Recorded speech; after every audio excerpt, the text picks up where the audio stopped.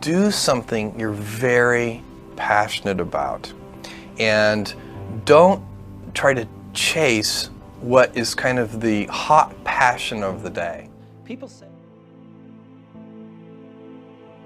Passion of the day. So just.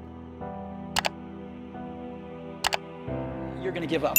So just go and do it, try, learn from it.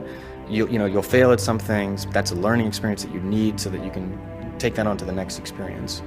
And don't let people who you may respect and who you believe know what they're talking about, don't let them tell you it can't be done. Because often they will tell you it can't be done, and it's just because they don't have the courage to try it. I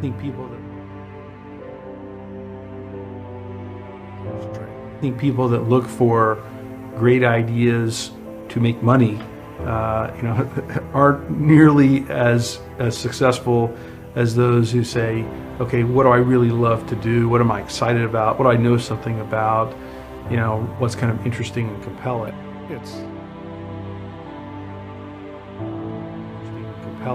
It's very rewarding when you work on something you think is going to make a big difference. And yeah, it's a little bit harder, but I think the passion that one might bring with it brings so much more energy to that you're more likely to succeed.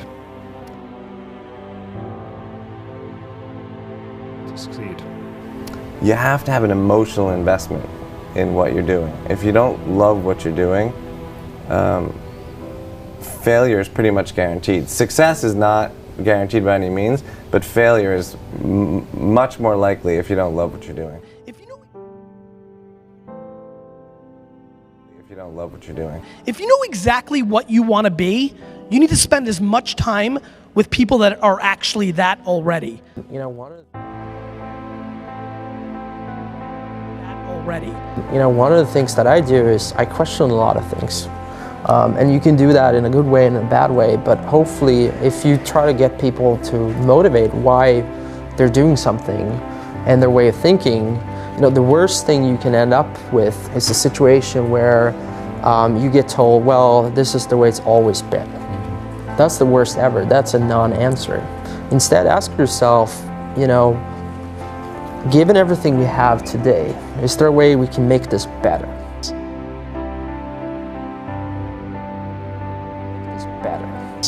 And so when we're coming up with ideas, we always ask ourselves,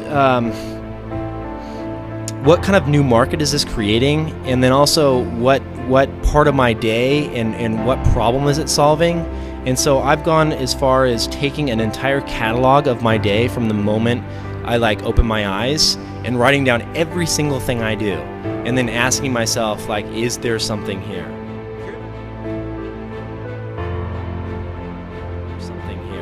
If you're not coming up with 10 ideas a day, that's why I have this thing. If I'm not filling up this page every single day, then my idea muscle will atrophy. And I started this in 2001, and I still do it every single day. You have to come up with ideas every single day, or the idea muscle atrophies. The good news is, after about 6 months of doing that, you're like a machine. People get surprised at how many ideas you could just have anywhere.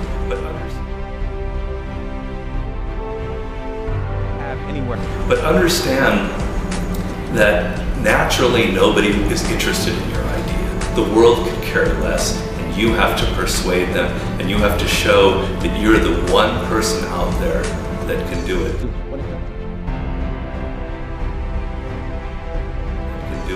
When it comes to changing the world, what I learned from Steve Jobs is, if you believe in a Macintosh, if you believe in iPhone, iPod, iPad, if you believe enough, then you will see it.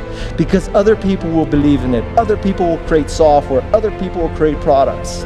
So you need to foster the belief in what you are dreaming so that it becomes a reality, which is very different than saying, I don't expect anybody to believe it until I see it. You need people to believe it before they can see it.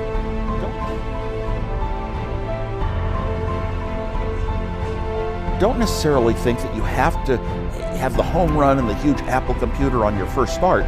I spent a long time in my life with skills just building little devices for fun.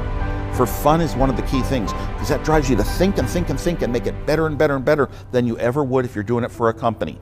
Build things at first for yourself that you would want for somebody aspiring to, take things to the next level or to even surpass their wildest dreams. There's always going to have to be an element of luck, but I think more important is putting yourself in a business that can be ubiquitous, that really doesn't have limits. Because otherwise, there's always going to be a grind to it. But if the business, if it can't be something that you can visualize every business using or every consumer using, it's going to be tough to scale to be big enough or to have the perceived value. You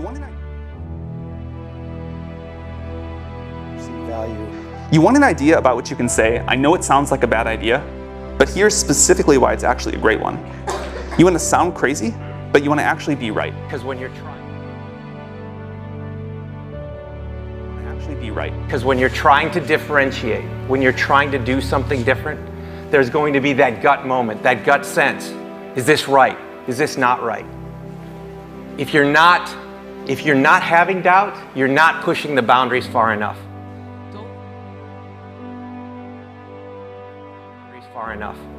Don't think about how do I get big fast. That will happen if you actually build something super meaningful and super important. So don't think about, what is the quickest way to success? Think about what is the best way to building something important that the world really needs.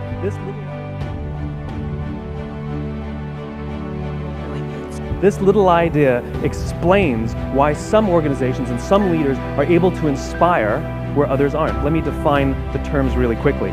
Every single person, every single organization on the planet knows what they do 100%. Some know how they do it, whether you call it your differentiating value proposition or your proprietary process or your USP. But very, very few people or organizations know why they do what they do. And by why, I don't mean to make a profit. That's a result. It's always a result. By why, I mean what's your purpose? What's your cause? What's your belief? Why does your organization exist?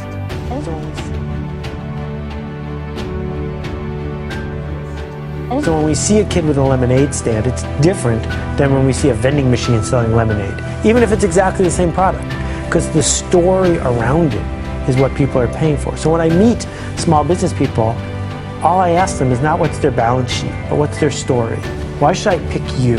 Why do I care about what you're doing? And if you start giving me all this inside baseball statistics about why you're 2% better than some other competitor, I'm already glazed over, because that's not part of the way I see the world. That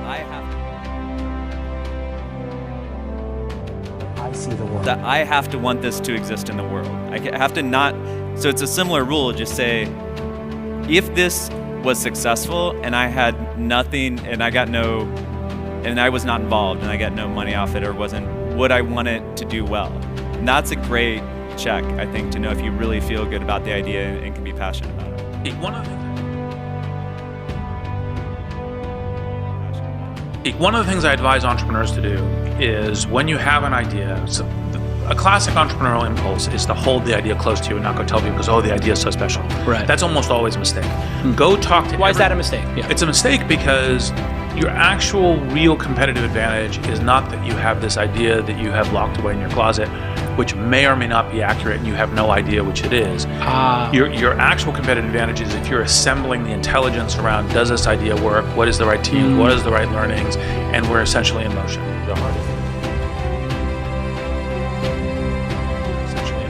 The hardest thing to do is start. You have all these ideas and everyone has an idea, but it's really about executing the idea and building the idea and attracting other people to help you work on the idea. That is the biggest challenge. But the way to begin is to get the idea out of your head, draw it out, talk about it, program it if you're a programmer, or make it if you're building something.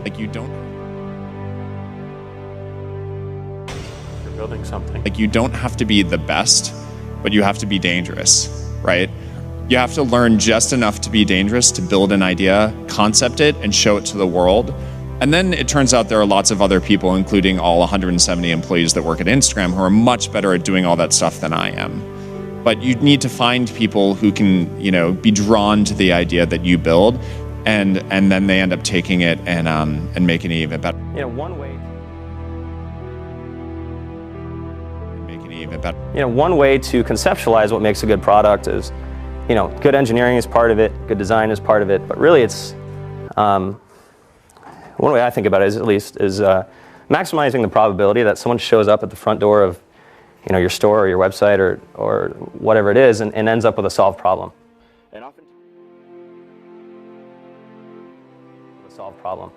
And oftentimes the best methodology is to start with the perfect experience with just one person, get that right, and then figure out how to scale something great instead of scaling something not so great and then trying to improve it. That's really hard to do.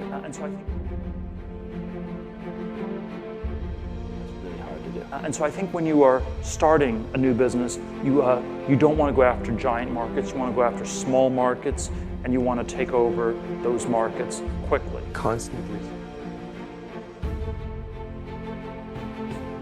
Constantly seek criticism. A well thought out critique of whatever you're doing is as valuable as gold. And you should seek that from everyone you can, but particularly your friends. If you're not utilizing an online community, then you're at a disadvantage to those who are.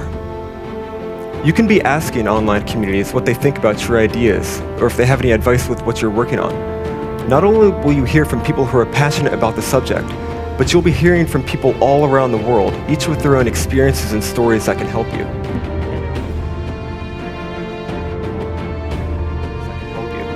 And there are a lot of people from whom we can learn a lot. And I think the one piece of advice is don't underestimate anyone you come across. Right. Whether they're, a blue collar worker waiting for the bus, or they're, helping you they're the server or bartender at the restaurant, or they're a lower ranking employee. I mean, the smartest leaders I've ever seen have always gone around the room and asked for everybody's opinion.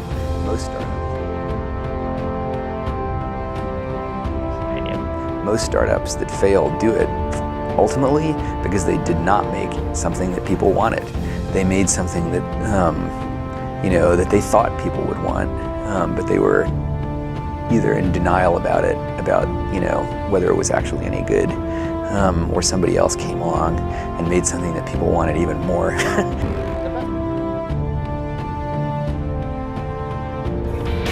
And so it's not just about doing focus groups, it's not just about double checking your vision, it really is about integrating this concept of testing our ideas rigorously throughout the product development process, throughout the marketing process, even as we scale up.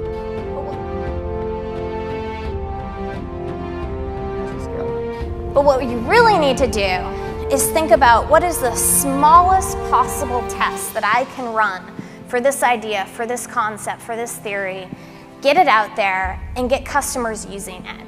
Because your customers are going to be the ones to tell you if it's really working or not.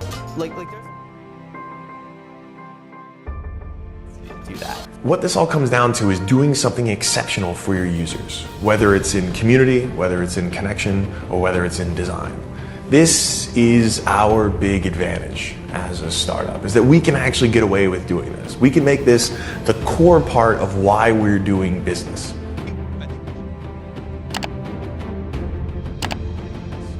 I think you should be spending your money on teaching and sharing. And so that might mean hiring a writer or two, perhaps, instead of a marketing person. And start writing and start getting people to listen to what you're saying. You can't talk about yourself all the time because no one's going to come back to that. You have to talk about things that are relevant to your industry or ideas that you have and start to build that audience up. I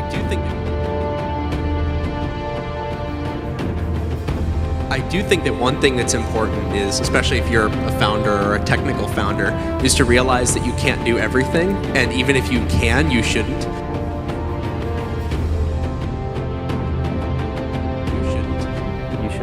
Find a great partner no matter what it is that you're doing. And you should look for someone who is very high intelligence, very high energy, and very high integrity. And you need all three of those. You can't compromise on any one of them. Otherwise, you'll end up with either someone who's not smart, which does you no good, or someone who's not hardworking, which also doesn't do good. Or the worst case is you end up with a smart, hardworking crook who ends up working against your interests. And integrity is something that takes a lot of time spent with someone to figure out.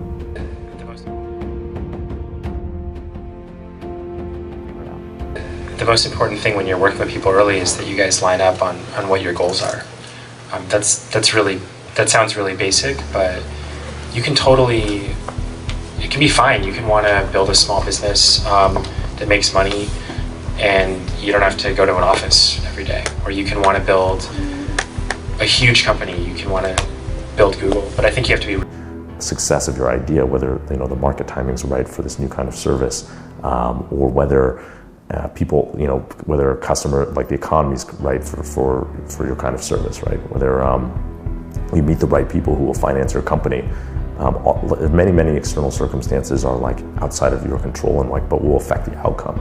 And first-time entrepreneur, you need to be pragmatically pessimistic. What I mean by that is you need to define all of the worst-case scenarios in terms of financial loss, time loss, etc. Look at what you will learn if that happens and accept and come to terms with that before you ever start. If you don't do that and you go straight into battling the world, trying to conquer the world with rose-colored glasses on, the first time you hit a major hiccup, you're going to become really demoralized and you will quit. If you don't love it, you won't make it through the long period of pain that is inevitable. So make sure that you take care of yourself during the process. Make sure that you take care of your mental health, your physical health while you're doing it, because it's a long road.